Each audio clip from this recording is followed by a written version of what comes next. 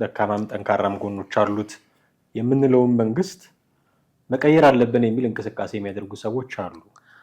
የዚህ እንቅስቃሴ ፊት አውራሪ ብለን ልንወስዳቸው የምንችላቸው አንዱ ሰው አቶ ልደቱ አያሌው ናቸው። አቶ ልደቱ የሽግግር መንግስት እንትን ዝም ብሎ ላይ እንጂ የተናገሩት የሽግግር መንግስቱ እንዴት ይካሄዳል? የትኞቹን አካላት ያሳትፋል?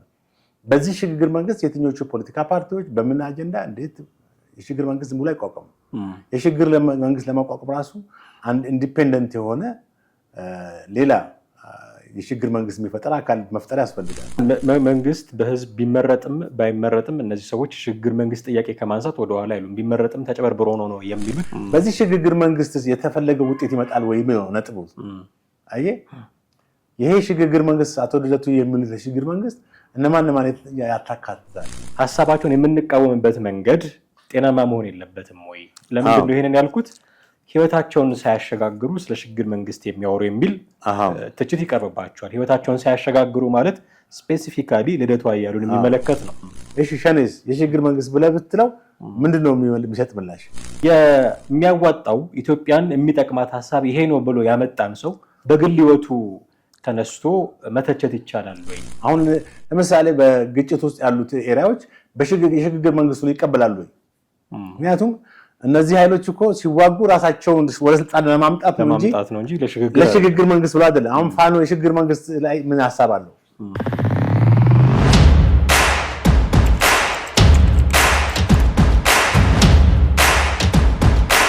ሰላም ጤና ይስጥልን። እንዴት አላችሁ ውድ ቤተሰቦቻችን? ይህ ዘኢትዮጵያ የዩቲዩብ ቻናላችን ነው። ጥላሁን አክሊሉና ማህደገፋ በወቅታዊ ፕሮግራማችን ወደ እናንተ መጥተናል። ይሄ አሁን 8 ዓመት አሳለፈ ደካማም ጠንካራም ጎኖች አሉት የምንለውን መንግስት መቀየር አለብን የሚል እንቅስቃሴ የሚያደርጉ ሰዎች አሉ።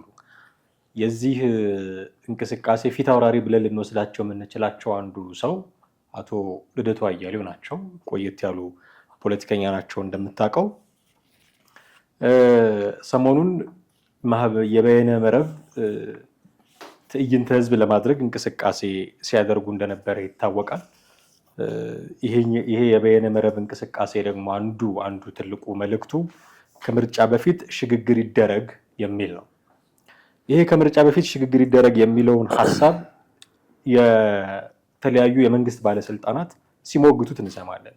ለምሳሌ እንደ ምሳሌ እንኳን እናንሳ ብንል ዲያቆን ዳንኤል ክብረት የራሳቸውን ህይወት ሳያሸጋግሩ ስለ ሽግግር መንግስት የሚያወሩ ይሏቸዋል። የማህበራዊ ሚዲያ ልጥፋቸው ላይ እንደዛ ብለው ጽፈዋል። እሺ እና እንሻገር እንኳን ብንል ወዴት ነው የሚያሻግሩን የሚል ጥያቄ እነ ፈዲላ ቢያ ያነሳሉ። የሽግግር መንግስት አሁን ላለችው ኢትዮጵያ በትክክል ያስፈልጋታል ወይ የሚል ጥያቄ መጀመሪያ ማንሳት ይኖርብናል ብዬ አስባለሁ። ከዛ የሚነሳበትን ጊዜ የባለስልጣኖቹ ምላሽ ምንድን ነው የሚለውን እናያለን። ግን አሁን እነ ልደቱ አያሌው እያነሱት ያለው የሽግግር መንግስት ሪሊ አሁን ለኢትዮጵያ ያስፈልጋታል ወይ? ልደቱ እንግዲህ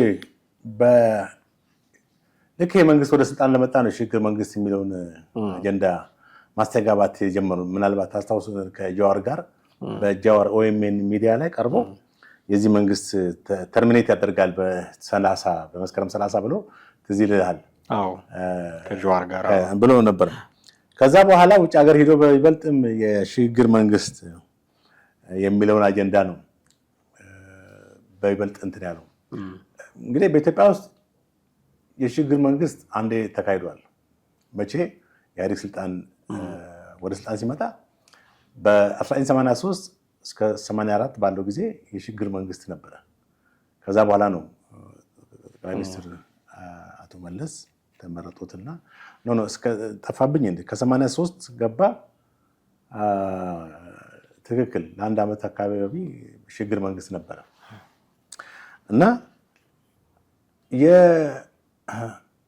አቶ ልደቱ የሽግግር መንግስት እንትን ዝም ብሎ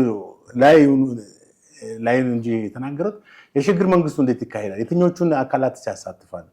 በዚህ ሽግግር መንግስት የትኞቹ ፖለቲካ ፓርቲዎች በምን አጀንዳ እንዴት የሽግግር መንግስት ዝም ብሎ አይቋቋም? የሽግግር መንግስት ለማቋቋም ራሱ አንድ ኢንዲፔንደንት የሆነ ሌላ የሽግግር መንግስት የሚፈጠር አካል መፍጠር ያስፈልጋል።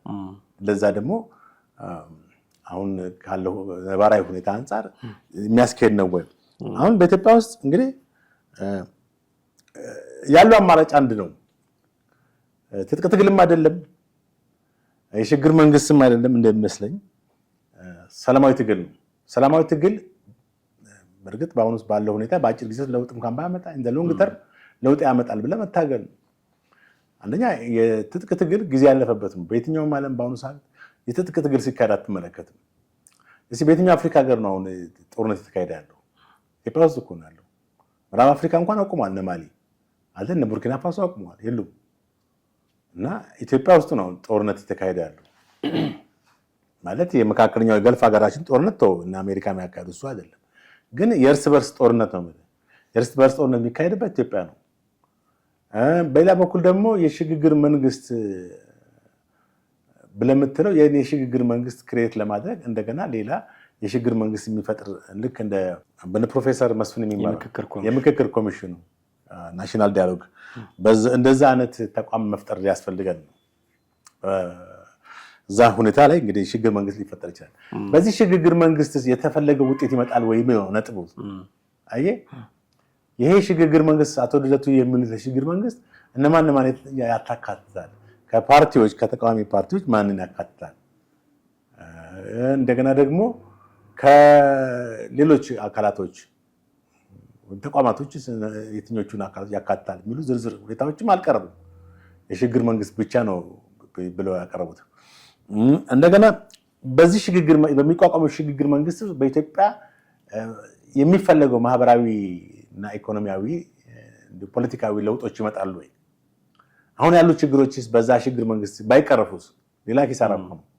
ምክንያቱም አሁን ይሄ መንግስት ሽግግር መንግስት ስትል ይሄ መንግስት አስወግደ ሌላ መንግስት መፍጠር ማለት ነው። ሌላ ህጋዊ ሌጂቲሜት የሆነ መንግስት እስኪመጣ ድረስ የሚቆይ መንግስት ማለት ነው ሽግግር መንግስት። ትራንዚሽናል ጋቨርንመንት ነው። ይሄ ትራንዚሽናል ጋቨርንመንት አገሪቷ ላይ አሁን የተንሰራፋውን የብሔር ችግር፣ የግጭቶችን፣ የፖለቲካ አለመረጋጋቶችንስ ባያስቆምስ? አሁን ለምሳሌ በግጭት ውስጥ ያሉት ኤሪያዎች የሽግግር መንግስቱን ይቀበላሉ ወይ? ምክንያቱም እነዚህ ኃይሎች እኮ ሲዋጉ ራሳቸውን ወደ ስልጣን ለማምጣት ነው እንጂ ለሽግግር መንግስት ብሎ አይደለም። አሁን ፋኖ የሽግግር መንግስት ላይ ምን ሐሳብ አለው? እሺ ሸኔስ የሽግግር መንግስት ብለህ ብትለው ምንድነው የሚሰጥ ምላሽ? አሁን ሸኔ ከሌሎች የተውጣጡ አካላቶች ከፖለቲካ ፓርቲዎች ምሳሌ እንደነ ኢዜማ እንደነ ያፓ እንደነ አሁን በሰባት አምስት ፓርቲዎች የተዋህዱበት ምንድነው ትብብር እነ መያድን ነፃነት ፓርቲ እናት ፓርቲ ምናምን የተዋህዱበት ከነዛም ተውጣቶ ከተለያዩ ክልል ፓርቲዎች ተውጣቶ ሸኔም ገባ ብትለው ይችላል። ሌላ ኪሳራ እኮ ነው። የሽግግር መንግስቱን ፈጠርክ፣ አሁንም ደግሞ ግጭቶቹ ይቀጥላሉ ማለት ነው። ወይ ከዚህኛው መንግስት አልሆንክ ከዚህኛው መንግስት አልሆንክ። አሁን አገሪቷ ነች የምትታሸው። ስለዚህ የሽግግር መንግስት ብሎ በተደጋጋሚ መንገድ የሽግግር መንግስት ከሰማይ የመጣ መንግስት እኮ አይደለም። ከፈጣሪ ዘንድ የሚላክ መንግስት አይደለም። ያም የሰው ስብስብ ነው። ኢትዮጵያ አሁን ባለው ሁኔታ ነው ችግሮቿ መፍታት ያለባት። አሁን በስልጣን ላይ ያሉት መንግስት እንግዲህ ያለው ምንድነው የፖለቲካ ምህዳሩን ማስፋት፣ እነዚህ ጫናዎችና አንዳንድ የሚታዩ አፈናዎችን መቀነስ፣ ሰዎች የመናገር ነፃነታቸው፣ ሐሳብ የመግለጻቸው ነፃነታቸው መታፈን የለበትም። የተለያዩ አካላቶች ሐሳባቸውን በደንብ ያንሸራሽሩ። የፖለቲካን ምህዳሩ ማስፋት። አሁን ለምሳሌ ምርጫ በፊታችን ግንቦት ይካሄዳል። ተቃዋሚዎችም በቴሌቪዥን እያየን ነው። የምርጫ ክርክር በተለያዩ ቶፒኮች የተወያዩ ነው። በኢኮኖሚ፣ በፖለቲካ፣ በምናምን። አሁን ይሄ በዛ ቦታ ላይ መናገራቸው ብቻ ዲሞክራሲ ሊያስብል አይችልም። ወጥተው የነፃነት ፓርቲ፣ የመያድ ፓርቲ፣ የምናምን ፓርቲ እዛ ጋር ስለተናገረ ብቻ አገሪቷ ላይ መናገር ነፃነት ማለት አትችልም። ከዛ ውጪ ከቴሌቪዥን ቀረጻ ውጪ አፈናዎች የሉም ወይ? አሁን ተቃዋሚዎች እንደ ልብ የመሰብሰብ አዳራሽ የመከራየት መብት አላቸው ወይ? ለምሳሌ አንድ ትልቅ አዳራሽ ተከራይተው ህዝቡን ሞቢላይዝ የማድረግ የመቀስቀስ አላቸው ወይ? ገባ? ኢቭን ሰላማዊ ሰልፎች ይካሄዳሉ ወይ?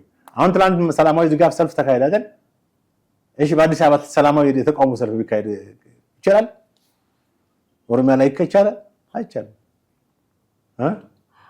እንደዚህ አይነት የፖለቲካ ጫናው፣ አፈናው፣ መብቶች አለመረጋገጥ የፖለቲካው ምህዳሩን ጠባብ ያደርገዋል። ፖለቲካ ምህዳሩን ሰፋ ማድረግ ለቀቅ ማድረግ ያስፈልጋል።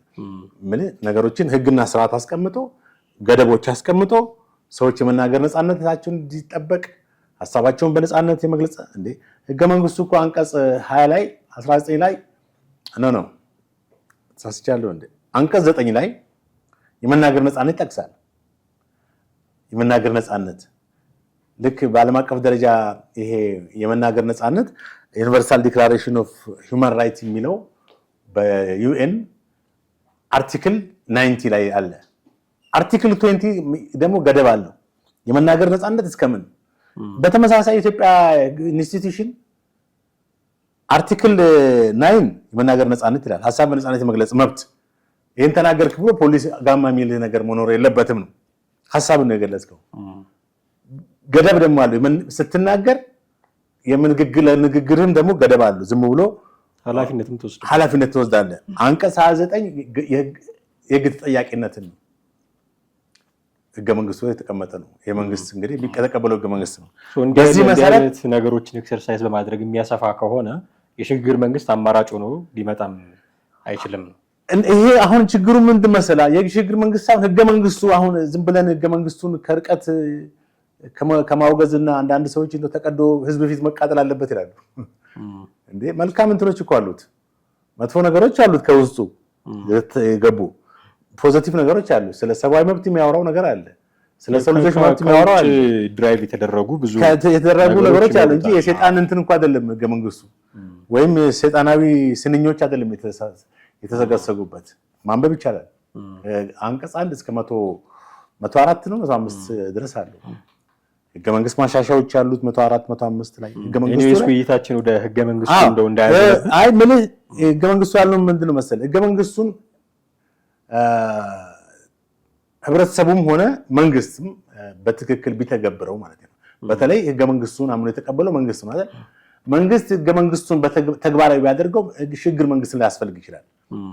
ምክንያቱም በስልጣን ላይ ያለው መንግስት በህዝብ ድምጽ ሊወርድ ይችላል። በህዝብ ማጆሪቲ እንትን ሊወድቅ ይችላል። ህዝብ ድምጽ ካሁን መንግስት በህዝብ ቢመረጥም ባይመረጥም እነዚህ ሰዎች ሽግግር መንግስት ጥያቄ ከማንሳት ወደ ኋላ አይሉም። ቢመረጥም ተጨበርብሮ ነው የሚሉት። አሁን ገና ነገሮች ሊያነሱ ይችላሉ።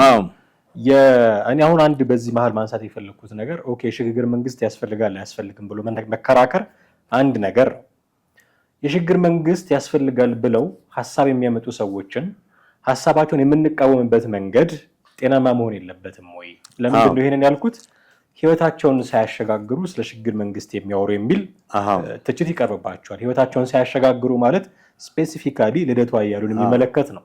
ትዳር የለውም፣ ቤተሰቡን እንደውም በተደጋጋሚ አቶ ማናቸው ጠበቃ ወንድሙ ይብሳ በተደጋጋሚ ያነሱታል። ቤተኛም ናቸው የዚህ ቤት። ምናልባት በዚህም ጉዳይ ሀሳብ ካላቸው እናስተናግዳቸዋለን። ግን ቤተሰቡን ያልመራ አገር ሊመራ አይችልም የሚል ተደጋጋሚ ነገር ይነሳል። አሁንም ህይወቱን ያላሸጋገረ ስለ ሽግግር መንግስት ያወራል የሚል የሚያዋጣው ኢትዮጵያን የሚጠቅማት ሀሳብ ይሄ ነው ብሎ ያመጣን ሰው በግል ህይወቱ ተነስቶ መተቸት ይቻላል ወይ? ሀሳቦችን በሀሳብ ውድቅ ማድረግ ሲገባን በሆነ በግለሰብ ጉዳይ ውድቅ ማድረግ ያስኬደናል? በሁለት መንገድ ማየት ይቻላል። አሁን የጠቀስከውን ነገር የራሳቸውን ሳያሸጋግሩ ስለ ሽግግር መንግስት ይሄ በአንድ በኩል አዎ ትላለህ። አዎ ፖዚቲቭ ነው፣ ፖዚቲቭ ኮመንት ነው። በሌላ በኩል ደግሞ ኔጋቲቭ ኮመንት ነው ትላለህ። ፖዚቲቭ ኮመንት ነው የምትል አንድ መንግስት አገርን መራለው የሚል እንግዲህ ፖለቲካ ተቋሚ ስትሆን ስትመረጥ አገር ለመምራት ነው። የግድ በአሜሪካን እንትን ውስጥ ያላገባ ሰው የአሜሪካ ፕሬዚዳንት ሊሆን አይችልም በጭራሽ። የሆነ ሀገር ግን ያላገባ መሪ አውቃለሁ። ትልቅ የአውሮፓ ሀገር ነው። ያው የጣሊያው ጠቅላይ ሚኒስትር አግብታለች ነው የላትም ባል መሰለኝ ፈታለች። የሆነ እንደዛ ነገር አለ። ብቻ አሁን የራሳቸውን ሳያሸጋግሩ ፐርሰናል ክሪቲሲዝም ነው አይደለም የሚለውን ስንመለከት በአንድ በኩል ፐርሰናል ክሪቲሲዝም ካልሆነ ትክክለኛ ነው። በመርህ ደረጃ ትክክለኛ ነው። ዳር መያዝ አለበት፣ በቤተሰብ መስመመስረት አለበት። ምክንያቱም ይህን ሲያደርግ ኃላፊነት ይሰማዋል ነው፣ አካውንታቢሊቲ ይኖራል። ሪስፖንሲቢሊቲ ይኖራል። አለበለዚያ ልደቱ ሁሉ ጊዜ ከራሱ እንትን ብቻ ሊያደርግ ነው ማለት ልደቱ ብቻም ሳይሆን ሌላም ሰው አቶ ወንድሙም ብዙ ጊዜ ክርስቲያን ያደርጉታል። ራሱን ምንድነው የሚሉት አግብቶ ትዳር ይዞ ቤተሰቡን ያልመራ አገር ሊመራ አይችልም። ጥሩ። በሌላ በኩል ደግሞ ስንመለከተው ሐሳብ መስጠት አይቻልም ወይ? ሐሳብ ለመስጠት የግድ ትዳር የሚያዛል የሚለውን ነገር እናነሳለን። አሁን ዋናው ነገር ሰዎቹ ሐሳብ የሚሰጡበት መንገድ ነው። ልደቱን አታክ ለማድረግ ነው ወይንስ መሰረታዊውን የሰው ልጆች ትዳር መስረት ቤተሰብ መስረትን ነገር አንስተው ነው የሚያወሩት ነው? አታክ ለማድረግ ከሆነ ጤናማ ትችት አይደለም። ስለዚህ ተቀባይነት የለውም። ከኃላፊነትን ከመቀበል ተጠያቂነትን ከመቀበል አንፃር ከሆነ ግን የተሰጡት አስተያየት ዳንኤል ክብረትም ሆነ ሌሎቹ ሲሰጡት ትክክል ነው ትላለህ። ግን በአብዛኛው ኔጋቲቭ ክሪቲሲዝም ነው።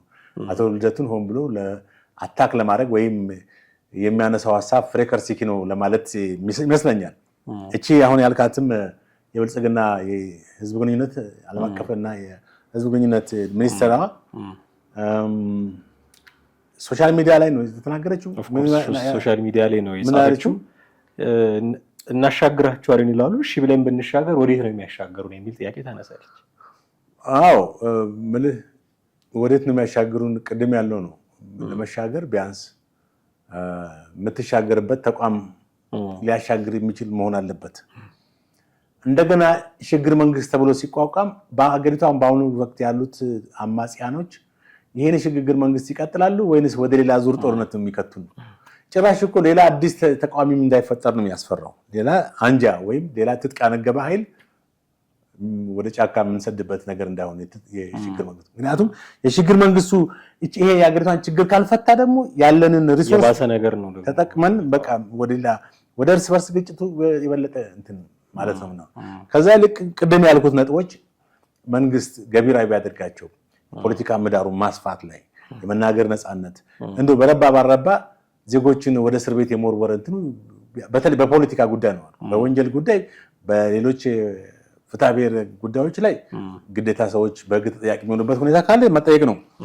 ፖለቲካ ግን ሀሳባቸውን በነፃነት በመናገራቸው ግን የሚታሰሩ ሰዎች ማስፈራሪያ። አሁን ባለፈው ያቺ ልጅ ደህንነቶች ይከታተሉኛል ያለችው ማለት ነው ሚስጥረ ስላሴ እንግዲህ ተከታተሏት አልተከታተሏት እኛ ያጣራነው ነገር ባይኖርም እንደዛ ካደረገ መንግስት በጣም ከባድ ነው። በደህንነት የሚያስፈራራ ከሆነ በደህንነት ቢሮውን የሚያስስ ከሆነ ከባድ ነው። ታዲያ ምኑን ነው የተቃዋሚ ፖለቲካ መኖሩ? ታዲያ ምኑን ነው ምርጫ መኖሩ?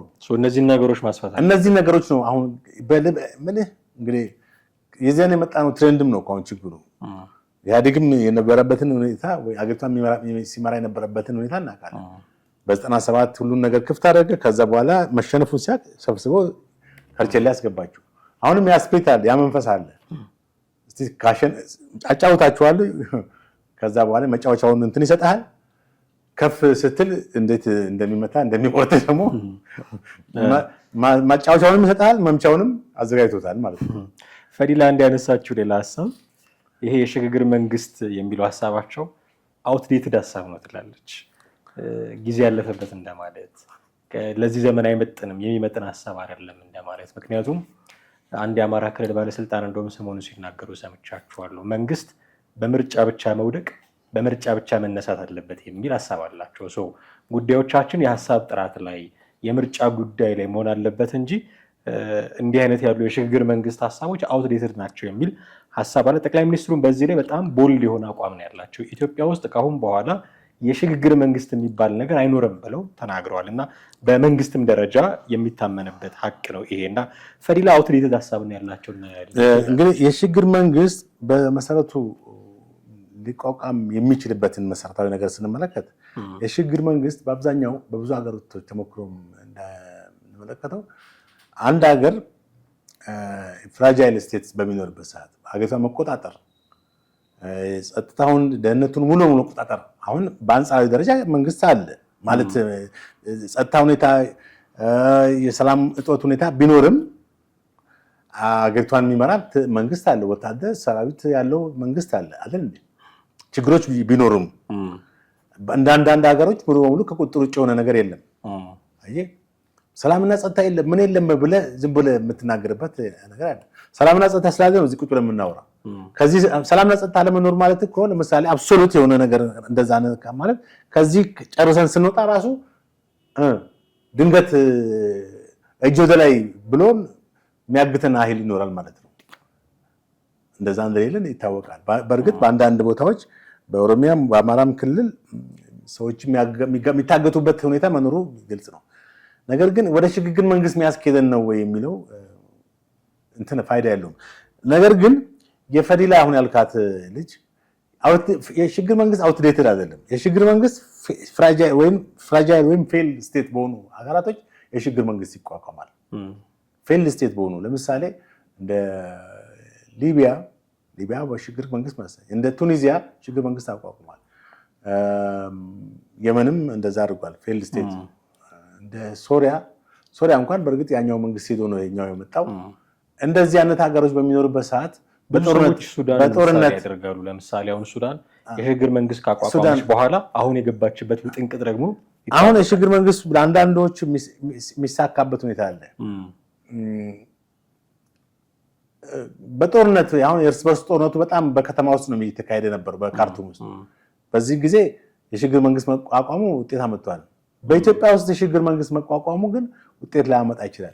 ነገር ግን አውትዴትድ ነው ብለን ልንደመድም አንችልም። አውትዴትድ አይደለም። አገሪቷ ችግር ውስጥ ከገባች መንግስት አገሪቷን መቆጣጠር ሙሉ ለሙሉ ማስተዳደር ካቃተው በአራቱም አቅጣጫ በቃ ሁሉም ነገር ከአቅሙ በላይ ከሆነበት የግዴታ የሽግግር መንግስት ይቋቋማል።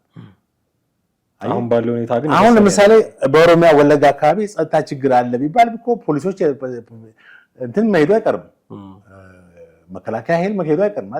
ነገሮች ሲከፉ እኮ ይሄዳል። ያው ግጭቶች ቢኖሩም እንዴት ነው ትረዳው ነገር መሰለህ? አሁን በወለጋም አለ በጎንደርም በጎጃምም አለ ግጭቶች። ግን ከፌዴራል መንግስት ውጭ በእንትኖች ቁጥጥር ስር ያሉ ከተሞች አሉ፣ ክልሎች አሉ በተቋሚዎች ቁጥጥር ስር ያሉ። ለምሳሌ ጎጃም በተቋሚ ቁጥጥር ስር ብትገባ፣ ጎንደር በተቋሚ ቁጥጥር ስር ቢገባ፣ ወለጋ በተቋሚ ቁጥጥር ስር ገባ የግድ የሽግግር መንግስት ወደ ሽግግር መንግስት መሄዳችን ግዴታ ነው። አሁን ግን መንግስት አለ በእነዚህ ቦታዎች ሁሉ። ለምሳሌ በአማራ ክልል የአማራ ክልላዊ መንግስት አለ። አቃተኝ ድረሱልኝ ብሏል። እንትን ከቁጥጥር ውጭ የሆነበት የለ። ያው መከላከያ ሰራዊት ቦታው አለ ይዋጋል። እና እንደዚህ አይነት ሁኔታዎች ነው። አውትዴትድ ናቸው የሚለው እሷ አሁን አውትዴትድ ነው ስትል ጭራሽ አያስፈልግም ነው ያለችው መሰለኝ። ጊዜ ያለፈባቸው ነው እያለች ቅድም እንዳልኩት ነው። የሽግግር መንግስት ኮምፕሊትሊ ያለመረጋጋት ኮምፕሊትሊ ከቁጥጥር ውጭ በሚሆኑበት ነገሮች ከቁጥጥር ውጭ በሚሆኑበት ሰዓት ሊያስፈልገን ይችላል። አሁን ባለው ሁኔታ ግን ነሰሰሪ አይደለም ነው። አንድ ጉዳይ ብናነሳ ይህንን ጉዳይ ለመጠቅለል ሁልጊዜ ምርጫ ሲደርስ ነው እነ ልደቱ አያሌው የሽግግር መንግስት ሀሳብ ይዘው የሚመጡት። ቅድምም አንተ እንዳልከው ከጀዋር መሐመድ ጋር ሆነው ከመስከረም 30 በኋላ መንግስት የለም ሲሉ ይሄው የምርጫ ጉዳይ ይወራ በነበረበት ጊዜ ነው። አሁንም ከወራት በኋላ ምርጫ ይደረጋል።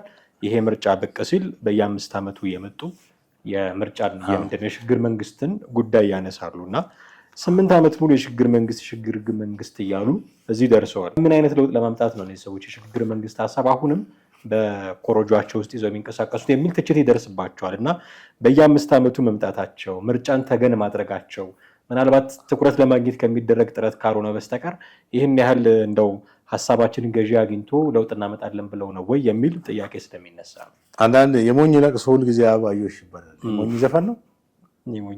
አዎ የሞኝ ዘፈን ሁል ጊዜ አንድ አይነት ዜማ ነው። አበባዮሽ ይዘፍናል እና አሁን ለኢትዮጵያ አማራጭ የፖለቲካ ሀሳቦችን ማቅረብ አማራጭ የፖለቲካ አቅጣጫዎችን ጀስት መጠቆምና በዛ ነገር ላይ ሀሳቦችን ማዳበር ሰዎችም በዚህ ግንዛቤ እንዲኖራቸው ማድረግ ነው እንጂ አሁን ያለው መንግስት ሲጀመር የሽግግር መንግስት ይቋቋም ሳይሆን አሁን ያለው መንግስት እሺ ብሎ የሚቀበል መንግስት እንዳልሆነ ያውቁታል። እንደው ፐብሊክ ማንነት ሞብ ለመፍጠር ካልሆነ በስተቀር ወይም ተሰሚነት አቴንሽን ሲከርስ አይነት ትኩረት ፍለጋ ለማድረግ ካልሆነ በስተቀር የመንግስት በጭራሽ በዚህ ነገር አንፍሌክሲብል ነው፣ ግትር አቋም ነው ያለው። ይሄን ያውቁታል። ለምን የዛሬ 8 ዓመት ያልተቀበለ መንግስት እንዴት ነው አሁን የሚቀበለው ብሎ አያስቡም እንዴ? እና የፖለቲካ አማራጮችን የመንግስትን ድክመቶች የነቅሶ በማውጣት ስህተቶችን ነቅሶ በማውጣት የራሳቸውን የፖለቲካ አቅጣጫ ማስቀመጥ ነው እኮ። ይሄ ነው። ይሄን በዚህ ውጤት ማምጣት ስላልቻሉ መሰለኝ። ግን ትግል ሁል ጊዜ ቴክስ ታይም ጊዜ ይፈጃል። ማንዴላ 27 ዓመት ታግለው ነው ለውጥ ያመጡት። ሌሎችም 30 ዓመት 20 ዓመት የታገሉ ሰዎች አሉ። እና ወይ ከፖለቲካው መስመር መውጣት ነው አንደኛው። አለበለዚያ የሽግግር መንግስት ብለህ ስላልክ ወይም አብይ ይውረድ ከስልጣን ብለህ ስላልክ ይወርዳል ብለህ አትጠብቅ። ምክንያቱም እነሱም ራሳቸውን አደላድለው መንግስት ነን ብለው የሀገር እየመሩ ነው። አንተ በምትልበት በተቃራኒው ነው እየሄዱ ያሉት። አንተ እነሱ እንዲወርዱ የምትፈልግ ቢሆንም እነሱ ደግሞ ስልጣናቸውን አደላድለው በምርጫ መውረድ እንዳለባቸው ነው እያመኑ ያሉት። ከዛ ይልቅ የፖለቲካ ምህዳሩ እንዲሰፋ ነው መጠየቅ ያለብን። አሁን የልደቱ ተደጋጋሚ ጥያቄ አይዶን ነው ምን ያክል እንትን ሊያመጣ እንደሚችል። መቼ ነው የሚካሄደው? እንትኑ ነገ ይካሄዳል። ትዕይንተ ህዝቡ ከዚህ በፊት ማካሄደዋል አይደል? አድርገዋል ከዚህ በፊት። አሁን ምን ትዕይንተ መረብ በይነ መረብ እና ምንድነው ሰላም ጦርነት ይብቃ ሰላም ይስፈን ከምርጫ በተሸግግር ይደረግ የሚል መፈክር ያለው ነው። እና በየ5 ዓመቱ እየመጡ እንዲህ አይነት ድምጽ ማሰማታቸውን የብዙ ሰዎች ጥያቄ። ጦርነት ይብቃ ሰላም ይስፈን የግድ ምርጫ ስለመጣ አይደለም። ይሄን ከምርጫ በፊት ጦርነት ይብቃ ሲሉ ራሱ አንድ ቃለ ምልልስ ላይ ሲጠየቁ ጦርነት ይብቃ ስትሉ አሁን የህልውና ጦርነት እያደረግን ነው የሚሉ አካላት እነሱም ጦርነት ያቁሙ እያላችሁ ነው ወይ ተብሎ ተጠይቀው ነበር። እንግዲህ አሁን ጦርነት ያቁም ካልክ ጦርነት ያቁም ነው። እኔ መንግስት ያቁም ሌሎቹ አያቁሙ የሚል ነገር ታነሳ አችልም። ቃል በቃላቱ ልደቱ እያሉ የመለሱት እነዚህ ሰዎች መሳሪያቸውን ያስቀምጡ እያልን አይደለም ነው ያሉት። ጦርነት ይቁም ሲሉ ኮንሲደር የሚያደርጉት መንግስት ነው። እነዛኞቹ ጦርነት እንደ መንግስት አቁሞላቸው እነዛኞቹ እየተኮሱ አንድ የአፓ አመራር ጸሐፊያ መንግስት ጦርነትን ያካሂዳል ብላ በደፈናው ባለፈው ሳምንት በሷ ጉዳይ ላይ ሐሳቦችን ተነጋግረናል። በሚዛናዊነት አስቀምጠናል። የሷን ተናገረችውን ሐሳቧን ሙሉ አልነቀፍነውም። ሐሳቧ በመሰረታዊ እንትን ትክክለኛ የሆኑ ነገሮች አላት። ግን አገላለጿ ላይ ጨዋነት ይጎለዋል። ቃላት አመራረጥ ላይ ትንሽ ላብራቶሪ አይጦች ምናምኖች ይሄ ኮስሞቲክ ያለችው ነገሮች እነሱን አነጋገራሱ ብታስተካክል ጥሩ ነው በሚል ተናግረናል። አሁን እሷም ባለፈው መጀመሪያ ስትቀርብ መንግስት ጦርነት ማቆም አለበት አለች። እንዴ መንግስት አሁን ጦርነት አቆማለሁ ቢል ፋኖ እሺ ብሎ ያቆማል? ሲስፋየር ማለት እኮ በሁለቱም ወገን ነው። አሁን ለምሳሌ አሜሪካን ጦርነት እያየን ነው። አሜሪካና ኢራን ትራምፕ ጦርነት እናቆማለን ብለዋል።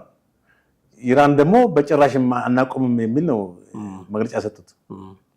በቃ ስለዚህ ጦርነት የአንድ ወገን አይደለም፣ የሁለት ወገን ነው። ምክንያቱም ጦርነት የተካሄደ ያለ በሁለት ወገን ስለሆነ መንግስት ጦርነት ቢያቆም ብቻውን ምን ዋጋ አለው ያኛው ካላቆመ? አሁን ጦርነት ይቆም ሲሉ ይብቃ ሰላም ይስፈን ሲሉ ለዚህኛው አስተላለፉት መልክ ለዛኛው መሆን አለበት። ለዛኛው መስራት ነበር። ታዲያ አሁን እነሱ ምንድነው ፎከስ ያደረጉት የኛው ላይ ብቻ ነው። ከምርጫ ጋር በተያያዘ ሁል ጊዜ ምርጫ ሲደርስ አቴንሽን ሲኪንግ ማለት ትኩረት ፍለጋ ይመስለኛል በአንድ በኩል። ለምን በሌላ እንትን ላይ ከምርጫ በፊት ባሉት አመታቶች ለምን አይናገሩም? እንደዛ ነው መልእክት ለማስተላለፍ። ምናልባት እንግዲህ እኔ አቶ ልደቱ በፖለቲካ ውስጥ አቺቭ አላደረጉም።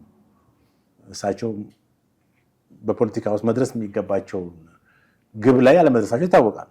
ከ97 ጀምሮ ያለውን ነገር በስፋት መናገር ይቻላል። ግን አሁን በህዝብ ውስጥ ያጡት ነገር ደግሞ አለ። የህዝብ ድምፅ ነበራቸው፣ የህዝብ ድጋፍ ነበራቸውን ያንን አጥተዋል። ያም የፖለቲካ ኪሳራ ራሱ የፈጠራቸው ችግሮች አሉ። ያንንም የማወራረድ ሁኔታም ነው ትላለህ በአንድ በኩል። አንዳንዴ ፖለቲካ ምሱስ ነው፣ ከያዘ እንደ መሽገር ነው አይለቅ። ለተው ብሉም ሊተዋቸው አልቻለም መሰለኝ ፖለቲካው ባሉበት ሀገር ሆነው። እንግዲህ አሁን የሽግግር መንግስት የሚለው እንትን ምናልባት እንግዲህ የተወሰኑ የዲያስፖራውና እንትኖች ድጋፍ ሊያገኙ ይችላሉ። ግን በተጨባጭ ኢትዮጵያ ውስጥ በሽግግር መንግስት የሽግግር መንግስት ውስጥ ቢቋቋም ለውጥ ያመጣል ወይ የሚለውን ነው ማየት ያለብን። ሱዳን በዚህ ሁኔታ ላይ መረጋጋት አመጣለችና ኢትዮጵያም ታመጣለች የሚባል አለ። የሱዳንና የኢትዮጵያን ሁኔታ ብትመለከተው በጣም ከፍተኛ ልዩነት አለ። ሱዳን ራሷ መረጋጋት አመጣለች ወይ ስቲል ጦርነት አለ። ይኸውልህ ሱዳን ከአልበሽር በኋላ ነው የፈነዳው ጉዳዩ። ማለት ከአልበሽር መውረድ በኋላ አንጃዎች ተፈጥረው ነው ሁለት ጎራዎች ተፈጥረው በዛ በስልጣን ላይ የነበሩ ማለት ነው ሀገሪቱ ላይ የነበሩ ጀነራሎች ናቸው የተጋጩት አይደለ? ከዛ ጦር እንትን ብሎ ነው ተነሱት። ይሄኛው ኢትዮጵያ ሁኔታ ግን ይለያያል። ይሄ ስልጣን ላይ ከወጣ በኋላ ነው ያኛው በዛ በሰሜን በኩል ያውም ብዙ እንትኖችን አልፎ ነው ከዛ ወደ ጦርነት የተገባው እንጂ ከሱዳን ጋር አይመሳሰልም። ስለዚህ ያን ያህል ነሰሰሪ የሚሆን አይደለም፣ የአማራጭ ሀሳብ አይደለም። እጅግ አድርጌ አመሰግናለሁ ጥሌ። ውድ ቤተሰቦቻችን እናንተም ከኛ ጋር ነበራችሁ ቆይታ እጅግ አድርገን እናመሰግናችኋለን። የዛሬው ፕሮግራማችንን እዚህ ላይ እናበቃለን። ጥላሁን አክሊሉና ማህደረ ገፋ ነበርን። ሀሳብ፣ አስተያየት፣ ጥያቄ ካላችሁ በተለመደው መንገድ ልታደርሱን ትችላላችሁ። የዛሬውን አበቃን። ጤና ይስጥልን።